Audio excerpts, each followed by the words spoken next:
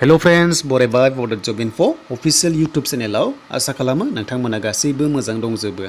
एसएलआरसीनि एग्जामा जोब्बाय Grade-4 आरो Grade-3 just दंबावो ड्राइभार पस्टआ आरो जागोन 11 सेप्टेम्बराव एडमिट नोंथांमोनाथ' मिथिखाबाय 30 आगस्टआवहाय डाउनलड खालामनो हागोन आरो एग्जामा जागोन 150 नि आरो बे एग्जामखौ पास जायोब्ला नोंथांमोना ड्राइभिं टेस्ट खालामनांगोन बा होनांगोन अब्लासो फाइनाल लिस्टआव नोंथांमोना फैनो हागोन।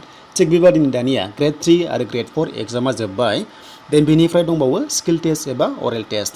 दा बेयाव थांनो काट अफ थांगोन। काट अफआव जायफ्रानोखि नोंथांमोना थांगोन अब्ला नोंथांमोना बे अरेल टेस्टआव होनो मोनगोन आरो होनो मोननानै जायफ्रा मोजां नाम्बार मोनो साख्रिखौ मोननाय जागोन। दा बेखायनो जों फैग्रोबाय अफिसियेल साइटआव जायफ्रा चेनेलाव गोदानै फैदों नोंथांमोनाबो साबस्क्राइब खालामना ला। दा जबनि साख्रिनि आपडेट मोनबाय थानो आंनि चेनेलाव बड' जब इनफ' इउटुब चेनेलाव। देन बेनिफ्राय जोंहा एग्जाम जोबनाय लोगो लोगो आद्रा थाबाय स्किल टेस्ट एबा अरेल टेस्ट बे माब्ला जागोन। दा नायदो जेब्ला रिजाल्ट होयो अब्लासो जायो। रिजाल्ट होग्रोनांगोन अब्लासो नोंथांमोना बे स्किल टेस्टआव थांनो हायो। दा लोगोफोर रिजाल्टआ माब्ला होगोन गोबां कमेन्ट्स खालामदों। देन रिजाल्टआ अक्ट'बर लास्ट उइकआव एबा नभेम्बराव मोननो हागौ। दा Grade-4 एग्जामा थांबाय 135 नि बेनिफ्राय Grade-3 थांबाय 175। दा टटेल मार्क्सआ बेसेबां दङनो बे जाबाय Grade-4आव जोङो 150 थागोन बेनिफ्राय जोंहा Grade-3आव 200 थागोन टटेल गासैखौबो लानानै स्किल टेस्टखौ लाफानानै। स' बिनिफ्राय बे जास्ट इनफर्मेटिभ भिडिअ मोनसे नोंथांमोन एडभान्स जे स्किल टेस्टआव माबायदि रोखोम जागोन बिनि सायाव नेक्स्टआव गुवारै सावरायबावगोन भिडिअनि गेजेरजों। दा हमना ला Grade-4आव नोंथांमोननि टटेल मार्क्सआ दङमोन 135 बेनिफ्राय स्किल टेस्टआव थागोन 15 नाम्बार अके। दा बे 15 नाम्बारखौ लानानै गासै 150 जागोन बेनिफ्राय बे 15 नाम्बारखौ मोननोनो नोंथांमोना अरेल टेस्टआव मोजां बाहागो एबा पार्टिसिपेट खालामनांगोन अब्लासो फाइनाल लिस्टआव फैनो हागोन नङाब्ला नोंथांमोना मोननाय नङा साख्रि मोननाय नङा। हमना ला एग्जाम्पल महरै लिस्टआव फैनाय नङा। दा बेखायनो स्किल टेस्टआवबो मोजाङै मोजां होनांगोन। दा बे नङा जे नोंथांमोना एग्जामनि मार्क्सआ मोजांखा स्किल टेस्टआव खम मोनदोंब्ला थाङा बे नङा बाट नोंनि नाम्बारा मोननैजों दाजाबनानै 150नि गेजेराव हमना ला एग्जाम्पल महरै 140 मोनोब्ला नोङो थांगोन। जास्ट एग्जाम्पल नोंथांमोना बेबायदि साननाङा 140 मोनथारनांगौ बे नङा जास्ट एग्जाम्पलसो होदों। देन बेनिफ्राय जोंहा Grade-3आवबो थिग बेबायदि रोखोमनि 175नि एग्जाम थांबाय नालाय बेनिफ्राय स्किल टेस्टआव 25नि जागोन एग्जाम अके जोंहा 25नि जागोन। दा Grade-3आव 25 बेनिफ्राय Grade-4आव 15। दा बेयाव मा सोंगोन एबा सोङा बेनि सायाव गोबां गोनो गोथो जायो जायफ्रा फ्रेश केन्डिडेट।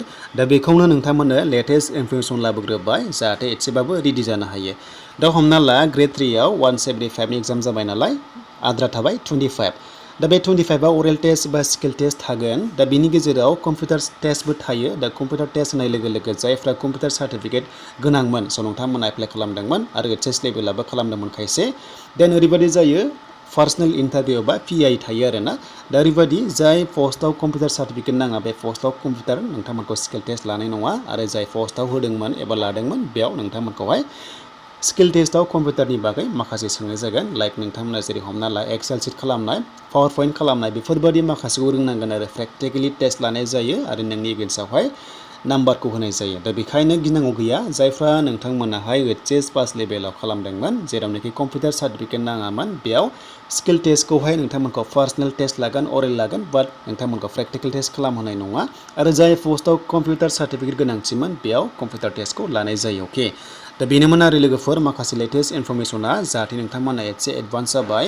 दा हमना ला कम्पिउटार सार्टिफिकेट गोनांफोरनि थाखाय मोनसे एग्जाम्पल हमना ला नोंथांमोना स्किल टेस्टआवहाय प्रेक्टिकेलि टेस्ट खालामना दिन्थिनांगोन जे नोङो रोंना रोङा बेनिफ्राय 15 एबा 25 नाम्बारखौ नोंथांमोना लानांगोन।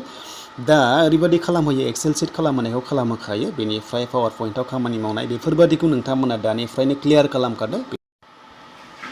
दा बेनिफ्राय लोगोफोर नोंथांमोनखौ सर्टकाट मेथडआव लांहोगोन। दा बेखायनो सर्टकाट फर्मुलाखौबो नोंथांमोना जाहाथे एसे नायफिनबावो। दा जायफ्रा दांबाय थायो मिथियो आरो जायफ्रा दांबाय थाया मिथिया। दा बेखायनो जास्ट प्रेक्टिस खालामनांगोन आरो दा रोंखानायफ्राबो हाया जायो मोनसे टाइमावहाय बेखायनो प्रेक्टिसा इम्परटेन्ट प्रेक्टिस थानांगोन। दा जायखिजाया बिनि सायाव नेक्स्टआव गुवारै खालामगोन भिडिअ भाइभा टेस्ट एबा अरेल टेस्टआव माबायदि रोखोमनि सोंनाय जायो नोंथांमोना मर्निं टाइमावहाय मोननाय जायो।